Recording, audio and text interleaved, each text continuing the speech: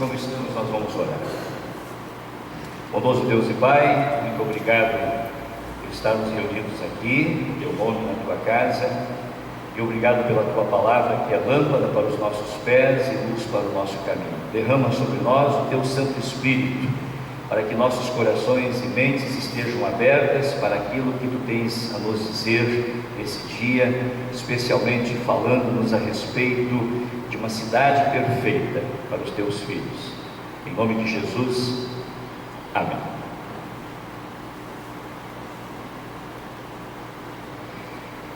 Prezados irmãos em Cristo Jesus, quem não sonha em viver numa cidade perfeita?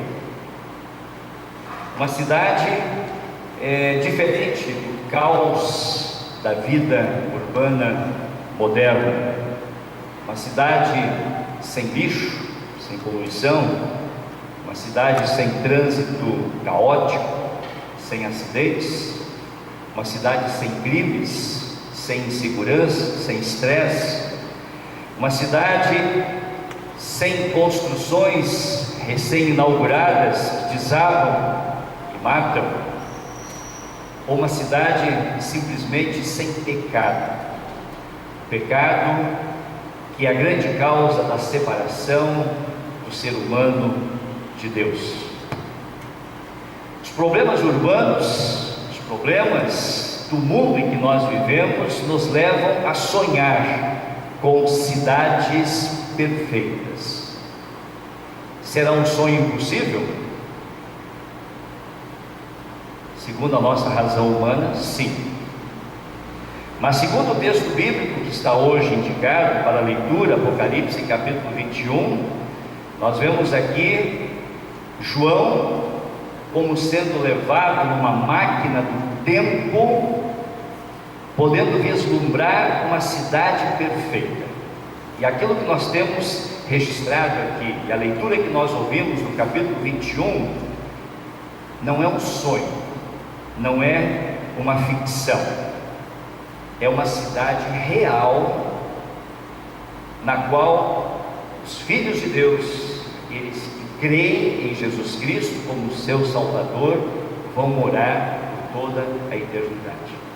Por isso nós temos no domingo de hoje, no próximo domingo e também no dia 8, 3 domingos em que as leituras de Apocalipse 21 e 22 estão espalhadas no nosso lecionário litúrgico. E hoje eu juntei as leituras desse domingo que vem, para fazermos uma pequena reflexão sobre a cidade perfeita. Se eles quiserem acompanhar, vou fazer algumas considerações, um breve estudo a respeito do capítulo 21 de Apocalipse. A primeira ideia que nós temos aqui é a ideia do novo, ou seja, a característica que perpassa a descrição dessa cidade é a palavra novo. Segundo esse texto, o velho, o decaído, o corrompido, ele será aniquilado. O velho deixará de existir, e então virá o novo, e o novo será totalmente diferente. O novo, ele vai contrastar com o velho, e isso nos lembra então o mundo que foi criado por Deus. Deus criou um mundo bom, um mundo perfeito, um mundo que era para permanecer, para existir para sempre. O ser humano estragou tudo através do pecado. E então esse mundo perfeito que Deus criou, estragado pelo pecado, ele não serve mais para nele nós sermos perfeitamente felizes e para termos uma vida perfeita.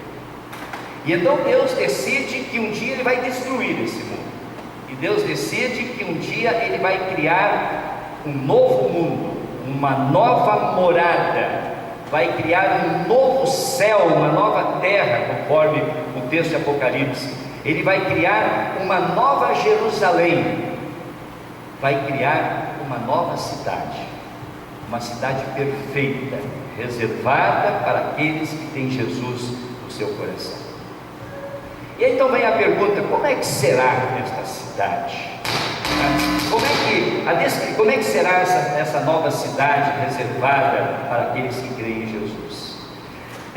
O texto que nós acabamos de ler é um texto que impressiona. É claro que a linguagem que nós temos aqui é uma linguagem simbólica, porque Deus precisa se comunicar conosco numa linguagem que nós consigamos entender alguma coisa.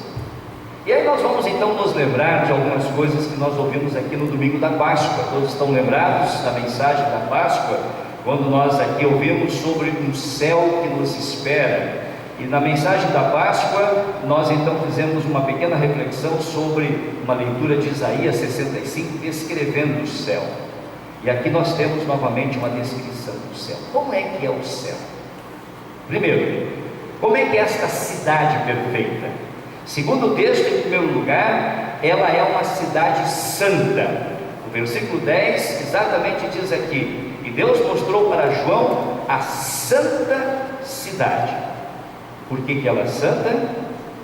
Porque o sangue do Cordeiro limpou toda a cidade, a purificou, tirou todos os pecados, por isso ela é santa. E se não haverá pecado lá, é por isso que o texto diz no versículo 3, então não haverá lágrimas, não haverá morte, não haverá luto, não haverá dor, não haverá pranto, porque não haverá pecado. Será uma cidade santa, uma cidade perfeita. Uma segunda característica que nós temos, também encontramos no versículo 10, quando diz ali, que ela é uma cidade que desce do céu. O que significa isso? Significa que Deus é o arquiteto, Deus é o construtor desta cidade, e tudo aquilo que Deus faz é perfeito, faz parte do seu plano de perfeição. Então desce do céu, Deus é o arquiteto, Deus é o construtor. Depois nós temos aqui uma terceira característica que está no versículo 11, diz ali: o seu fulgor era semelhante a uma pedra preciosíssima, como pedra de jaspe cristalina, ou seja, é uma cidade preciosa. O jaspe é uma pedra cristalina que reflete luz.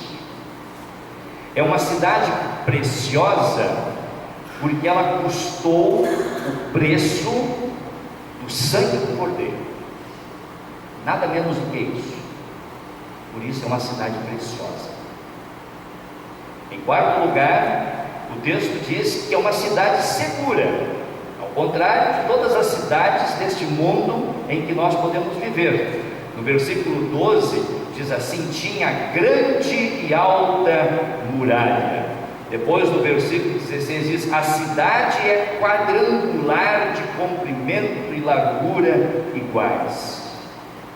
Grande é a segurança dessa cidade. Diz aqui que os anjos são colocados às portas dessa cidade. Segurança completa. Segurança para marcar em definitivo a separação de todos os perigos. Não haverá mais perigo morando nesta cidade. Ela é segura, diz o nosso texto. Uma quinta característica que o texto de Apocalipse diz sobre esta cidade é que ela é pura e bela.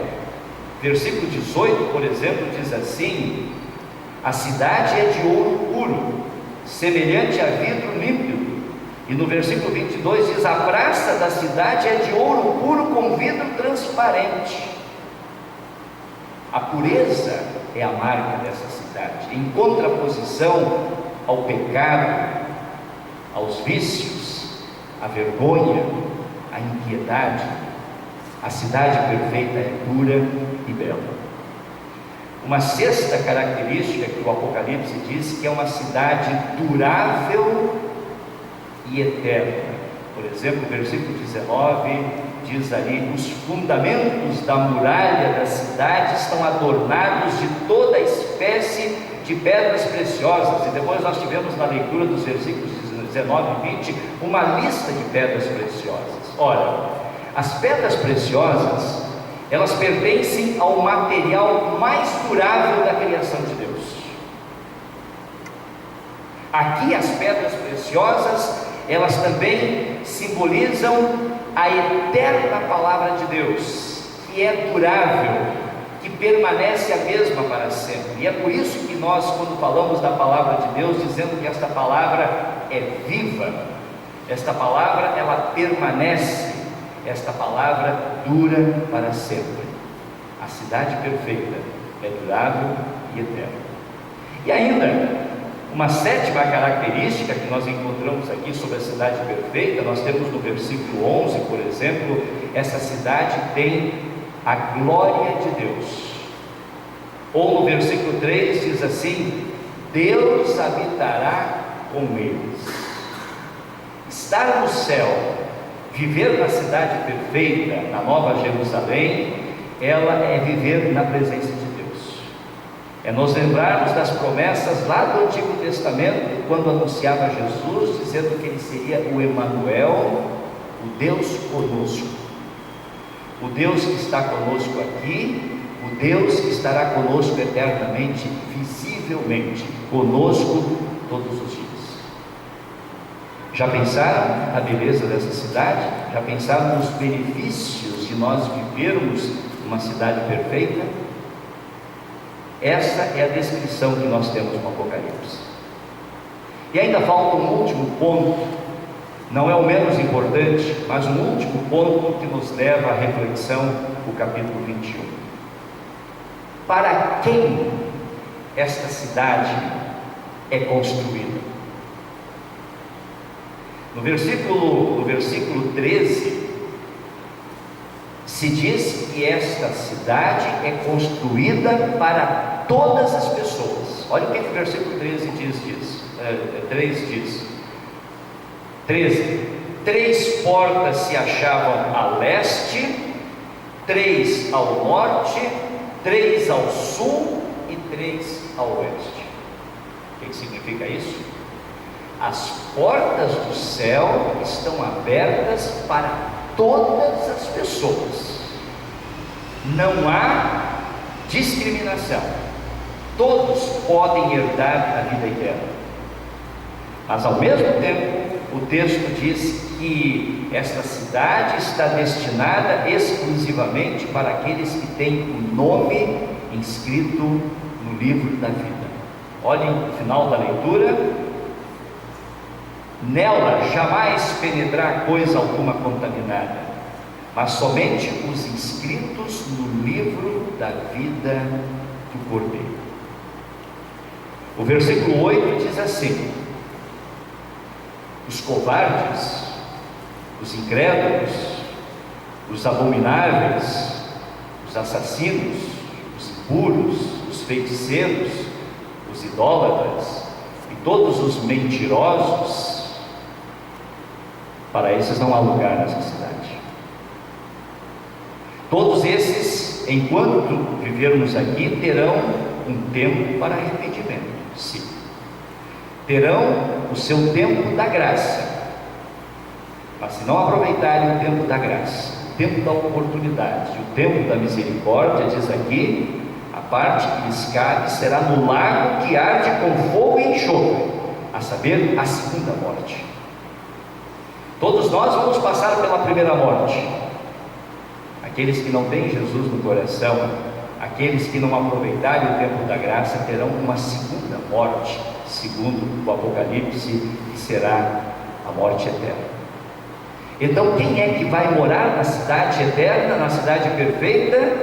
O texto diz: o vencedor. Quem é o vencedor? Aquele que dobra os seus joelhos, aquele que se coloca diante do Salvador que morreu na cruz pelos seus pecados, aquele que dobra os seus joelhos e adora aquele que ressuscitou dos mortos no domingo da Páscoa, aquele que dedica e entrega toda a sua vida ao Salvador para por ele ser guiado por toda a vida, e que vive na esperança e no sonho realizável da vida eterna. Esse é o vencedor. Esse grupo é caracterizado aqui nos versículos 12 e 14, diz ali: e lá estarão os nomes das 12 tribos dos filhos de Israel, e lá também estarão os 12 nomes dos 12 apóstolos do Cordeiro. Vocês sabem que no Apocalipse, quando se refere às 12 tribos de Israel, se refere a todos os cristãos que viveram na fé no Antigo Testamento. E quando se refere aos 12 apóstolos, se refere a todos os cristãos do Novo Testamento, incluindo nós que vivemos a fé. Então existe um número simbólico no Apocalipse, que é o número 144 mil. 144 mil é a multiplicação de 12 vezes 12, 144, vezes 1000, que é o número perfeito, 144. Os vencedores serão no número simbólico 144 mil. É simbólico. Representam todos aqueles que creem, aqueles que dobram seus joelhos e aqueles que vivem em Cristo e para Cristo. Por isso, meus irmãos, esse texto de novo nos lembra e nos diz que o céu nos espera. E esse texto, a maneira como ele é descrito, ele nos leva desde já a sentir saudades, a ter o desejo de estarmos lá. Eu só quero ler aqui uma poesia para aqueles que podem ler em casa depois o nosso livreto, Igreja em Grupos, o estudo número 11 desse livreto. Ele traz exatamente um estudo, cujas algumas ideias estou compartilhando aqui. E existe um poema de Gonçalves Dias, chamado Canção do Exílio, que diz exatamente assim: minha terra tem palmeiras, onde canta o sabiá. As aves que aqui gorjeiam, não gorjeiam como lá. O nosso céu tem mais estrelas, nossos bosques têm mais vida, nossa vida mais amores. E mais adiante ele diz: não permita, Deus, que eu morra sem que eu volte para lá. É como se nós estivéssemos aqui exilados, aguardando o nosso retorno para a pátria que é nossa no céu. O sonho, ele deixa de ser sonho quando pela fé o Espírito Santo torna esse sonho real da cidade perfeita. A palavra de Deus é a referência para conhecermos esse céu. E o sonho deixa de ser sonho quando a palavra de Deus é aceita, é buscada e é vivida. O sonho deixa de ser sonho e a cidade perfeita é realidade pura quando nós podemos dizer com o apóstolo Paulo: eu tenho o desejo de partir e estar com Cristo, o que é incomparavelmente melhor. Que Deus nos abençoe para que a nossa caminhada seja conjunta em fé, para podermos estar um dia morando na cidade perfeita, junto com aqueles que já se foram também. Amém.